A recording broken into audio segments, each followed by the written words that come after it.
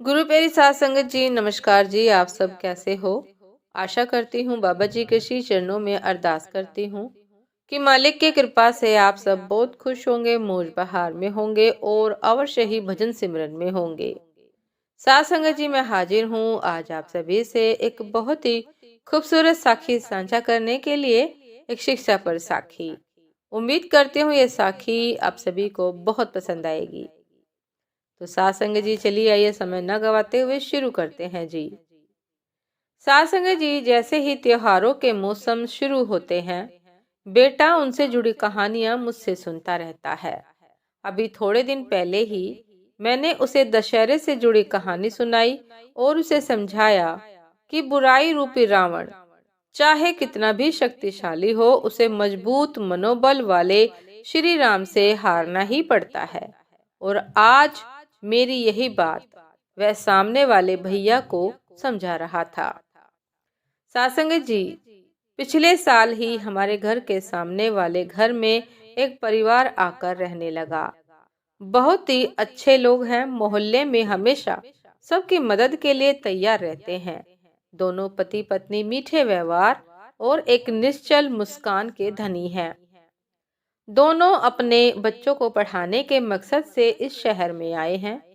मेरा बेटा भी अक्सर सामने वाले भैया से पढ़ाई से जुड़ी सलाह लेता रहता है।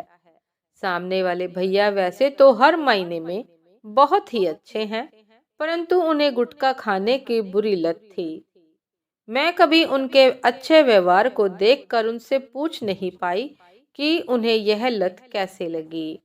परंतु वो आज मेरे बेटे को बता रहे थे कि वह आर्मी के उच्च पद से रिटायर्ड है, परंतु रिटायरमेंट के बाद उन्हें यह गुटखा खाने की बुरी लत लग गई और वो यह आदत चाहकर भी छोड़ नहीं पा रहे हैं।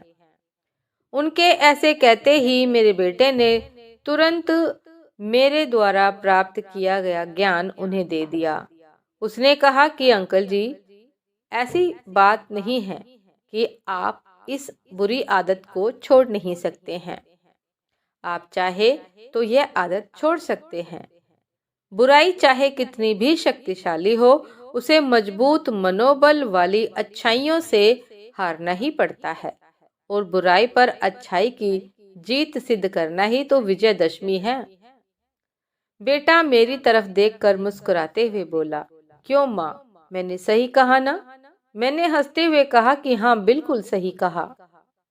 बेटे के जाने के बाद मैं भैया को कहने लगी कि भैया प्लीज इसकी बात का, किसी भी बात का बुरा मत मानिएगा। बच्चा है, नई नई कहानी सुनी है, इसलिए आपको यह सब कह दिया।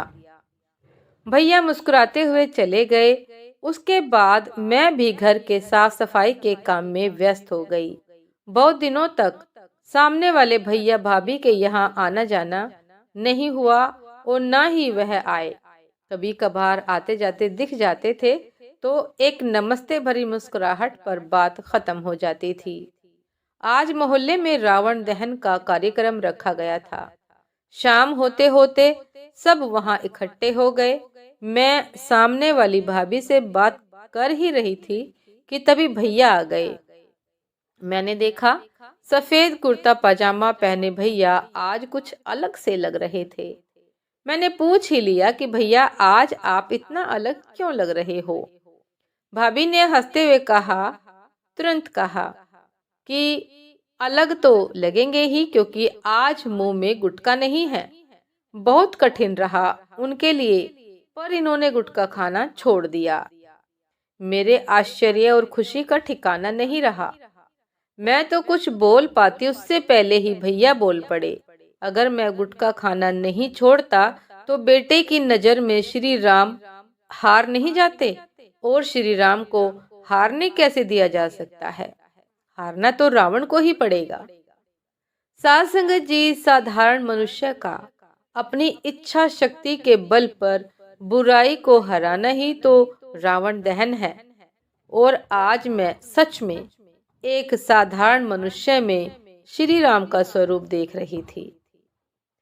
साध संगत जी, ये थी आज की एक बहुत ही खूबसूरत साखी कि मनुष्य में चाहे कितनी भी बुराई हो, यदि वह अच्छाई को अपने भीतर समाहित करना चाहता है तो साथ संगत जी यह सफर इतना भी मुश्किल नहीं। साथ संगत जी, बुराई पर अच्छाई की जीत होना स्वाभाविक है और यदि हम में कोई भी बुरी आदत है तो हम उसे उसी प्रकार अपने मन को नियंत्रित करके बुराई को दूर कर सकते हैं कि एक दिन बुराई को अच्छाई से हारना ही पड़ता है। अपने मनोबल को इतना दृढ़ कीजिए कि हम में कोई भी बुराई हो, किसी भी प्रकार की बुराई हो, अच्छाई के सामने हार जाए। साथ संगत जी, अच्छाई की सदा जीत होती है और बुराई की सदैव हार। यह हो सकता है कि बुराई कुछ लंबे समय तक चलती रहे लेकिन अंत में उसे हारना ही पड़ता है। साथ संगत जी, उम्मीद करती हूँ कि ये साखी आप सभी को बहुत पसंद आई होगी। यदि पसंद आई हो साथ संगत जी तो लाइक कमेंट शेयर करना ना भूलिएगा। चैनल पर जो भी नए हैं कृपा करके सब्सक्राइब कर लीजिएगा ताकि चैनल पर मिलने वाली सभी शब्द साखियों की अपडेट आप सभी को समय पर मिलती रहे। साथ संगत जी, आप हमें इंस्टाग्राम पर भी फॉलो कर सकते हैं। इंस्टाग्राम का लिंक डिस्क्रिप्शन बॉक्स में दिया गया है। तो साथ संगत जी, दासी को अभी आगे दीजिए। आपसे फिर मिलते हैं एक नए शब्द साखी के साथ, एक नए विचार के साथ। तब तक के लिए नमस्कार जी। सदा खुश रहिए, मुस्कुराते रहिए, भजन सिमरन अवश्य करते रहिए। नमस्कार जी।